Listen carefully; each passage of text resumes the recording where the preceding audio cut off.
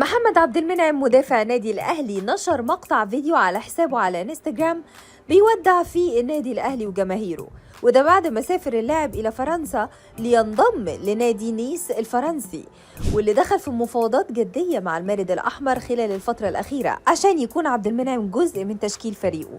وقال محمد عبد المنعم في الفيديو اللي نشره: عارف يعني إيه تنام وتحلم وتصحى تلاقي حلمك اتحقق وإنك لاعب في النادي الأهلي؟ من يوم ما كنت طفل صغير كنت شايف نفسي بالتيشيرت الأحمر، بلعب قدام جمهور كبير بيهتف باسمي. الحلم ده مش بس اتحقق، ده بقى جزء مني ومن حياتي. 15 سنة مروا عليا في النادي الأهلي، 15 سنة مروا عليا وأنا بلعب بتيشيرت الأهلي، 15 سنة عشت فيها حاجات كتير من الحب والتحديات والفخر. يوم ما لبست التيشيرت للمرة الأولى حسيت إن دي لحظة عمرها ما تتكرر، اللحظة اللي عرفت فيها إن بقيت واحد من أولاد النادي اللي حلمت بيه من صغري. كل تمريرة عملتها وكل هدف سجلته كان مليان أحاسيس كتيرة. الذكريات دي مش هتنتهي، الأهلي اداني أكتر من اللي كنت بحلم بيه.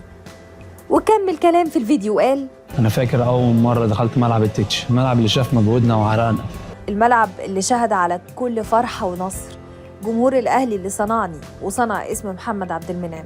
بشكر كل الجماهير.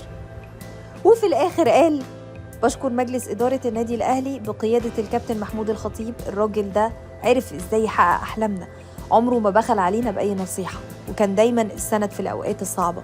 بشكر اللعيبة اللي كانت معايا على الحلوة والمر واللي عملت معاهم ذكريات كتير، وعلى كل بطولة حققناها كتف في كتف.